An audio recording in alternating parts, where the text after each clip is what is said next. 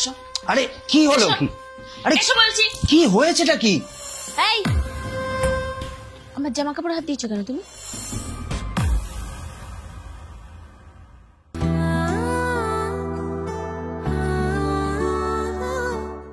আসো। আরে কি হলো? আরে এসো বলছি। কি হয়েছেটা কি? এই এটা তুমি কাকে নিয়ে এসছো ধরে? কেন কাজের লোক?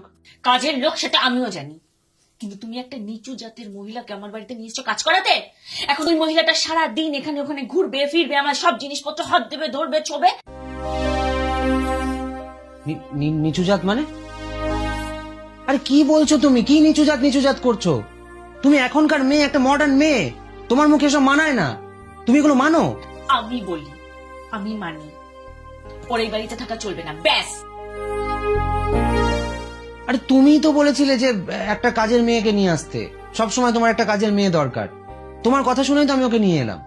তুমি এখন 2 মাসে প্রেগনেন্ট, আমি থাকি না বাড়িতে, যাই অফিস, কখন কি দরকার হয় সবসময় থাকলে তোমার তো উপকার হবে। বলা যায় নাকি কখন কি দরকার হয়? তুমি অন্য কাউকে নিয়ে এসো। আমি পারবো না। দেখো, রোজ রোজ অফিস কামাই করে আমার পক্ষে লোক খুঁজতে যাওয়াটা সম্ভব নয়। যাকে এনেছি তাকে নিয়ে কাজ চালাতে হবে। ঠিক আছে, তুমি ওকে স্পষ্ট করে জানিয়ে দেবে ও যেন আমার কোনো জিনিসে হাত না দেয়, আর আমার ঠাকুর ঘরের আশেপাশেও যেন ওকে আমি না দেখি। তাহলে কিন্তু কপালে খুব দুঃখ আছে, তোমারও আর ওরও। তুমি নিয়ে এসেছো, তোমার নিজের কাজে লাগাও।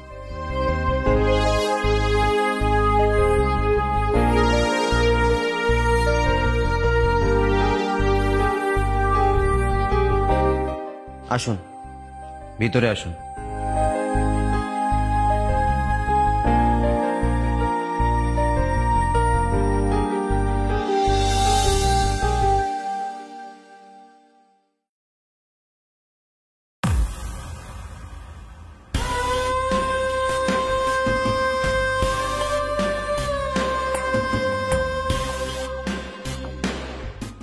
এই তুমি রান্নাঘরে ঢোকার সাহস কোথা থেকে পেলে? তোমাকে বলেছি না আমার কোনো জিনিসে হাত দেবে না। বৌদি, আপনার জন্য খাবার বাড়ছিলাম। আমার খাবার আমি নিজেই গুছিয়ে নিতে পারবো। যাও এখান থেকে, বেরো। দাঁড়াও, এগুলো সব নিয়ে যাও। কিন্তু এগুলো তো আমি এখনই ধুলাম। যেটা বললাম সেটা করো, যাও এগুলো নিয়ে যাও।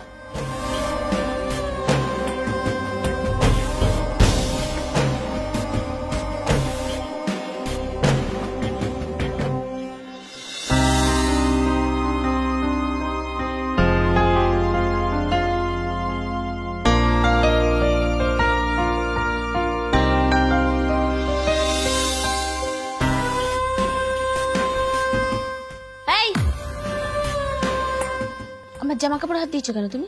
আসলে কাপড়গুলো অগোছালো হয়ে পড়েছিল তো, তাই। তোমাকে কতবার বলেছি আমার কোনো জিনিসে হাত দেবে না তুমি? আরে একে তো দেখছি কথা বললে কোনো কথাই শোনে না। ভুল হয়ে গেছে বৌদি, আর কোনো দিনে ভুল হবে না। এটা নিয়ে সেকেন্ড টাইম, থার্ড টাইম যদি এই ভুল হয় না, তাহলে তোমার এই কাজটাই আর থাকবে না। যাও এখান থেকে।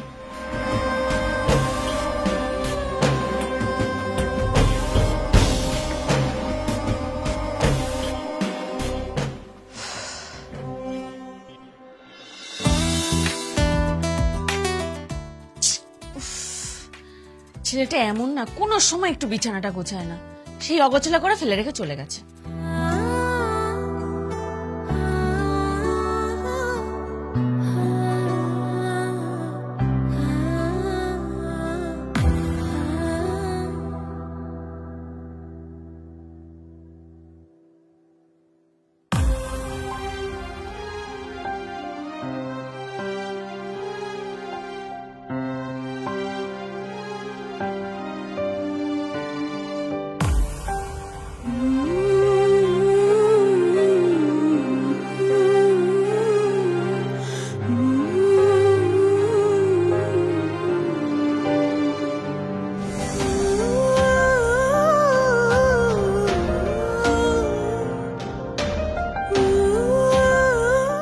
পূজা,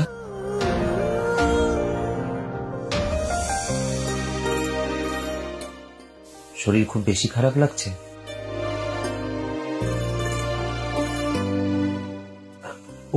উঠছো কেন? আরে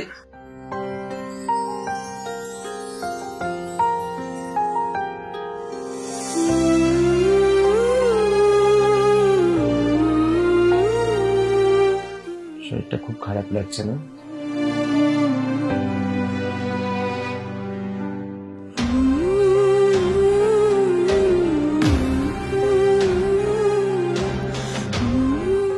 ও এখানে কি করছে?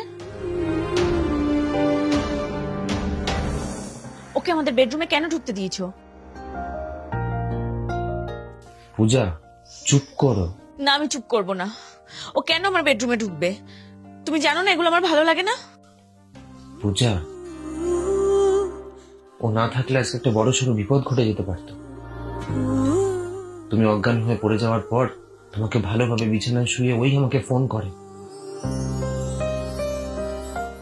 আমি একটা মিটিং আটকে গেছিলাম, আসতে পারিনি।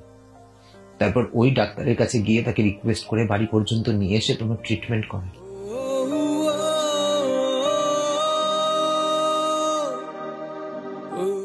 ডাক্তার তোমাকে ঘুমের ওষুধ দিয়েছিল বলে তুমি বেশ কিছুক্ষণ ঘুমিয়ে রয়েছো। ও না থাকলে আজকে একটা বড় সড়ো বিপদ ঘটে যেত।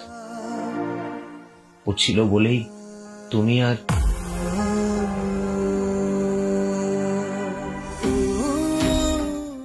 আর আমাদের বাচ্চাটা সুস্থ আছে।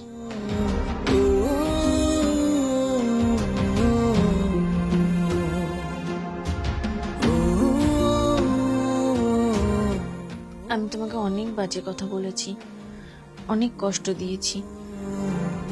আমাকে ক্ষমা করে দেবে প্লিজ? না না বৌদি, তুমি এভাবে বলো না। আমি সত্যি কিচ্ছু মনে করিনি। আর তোমার তো এখন শরীর খারাপ, এসব নিয়ে একদম ভেবো না তো। আমি আমার ভুল বুঝতে পেরেছি। তোমার সাথে ওরকম ব্যবহার করা আমার উচিত হয়নি। আসলে সব মানুষই সমান। আজ থেকে এই বাড়ির সবকিছু তোমারও। আর শোনো, আমি যদি কখনো অসুস্থ হয়ে পড়ি, যদি আমার গোপালকে সেবা দিতে না পারি, তুমি কিন্তু আমার গোপালকে না খাইয়ে রেখো না। তুমি সেবা দিও। আমি তোমার জন্য গরম গরম স্যুপ বানিয়ে নিয়ে আসি, দেখবে খেলে খুব ভালো লাগবে। আমি এক্ষুনি নিয়ে আসছি।